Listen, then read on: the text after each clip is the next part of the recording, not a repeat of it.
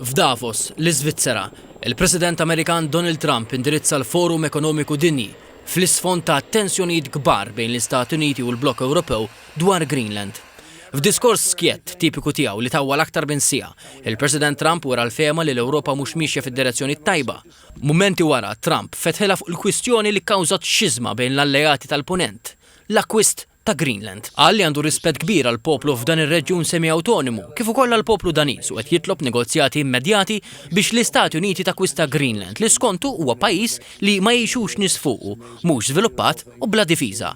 Ċaħat li hemm xi minerali rari u qal li l-uniku ħaġa li tot hija s-sigurtà nazzjonali u internazzjonali. U għamil ġdid fetaħ il-kanuni fuq Danimarka li fissera bħala ngrata tal-li qed tirrifjuta li terħi l-kontroll fuq Greenland.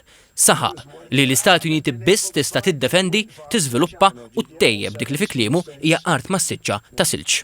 Insista li mhux se juża l-qawwiet militari biex jilħaq l-għanijiet tiegħu. I don't have to use force. I don't want to use force. I won't use force.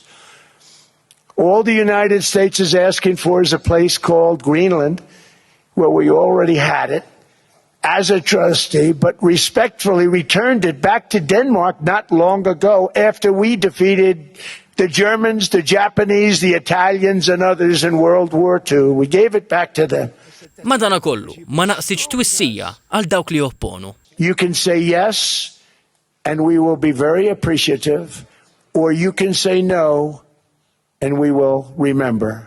Dwar l-Ukrajna qal il-President Putin u Zelensky huma lesti għal ftehim u wara rrieda li jgħin f'dan il-proċess. Żied li kull ma jrid lura hija biċċa silġ. Referenza mill ġdid għal Greenland. F'Davos ukoll spikka diskors mill-Prim Ministru Kanadiż Mark Carney li wissa dwar it-tmiem tal-ordni internazzjonali bbażata fuq id-dritt. We are in the midst of a rupture, not a transition. Over the past 2 decades, a series of crises in finance, health, energy, and geopolitics have laid bare the risks of extreme global integration.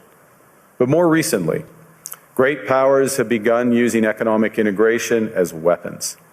Tariffs as leverage, financial infrastructure as coercion, supply chains as vulnerabilities to be exploited.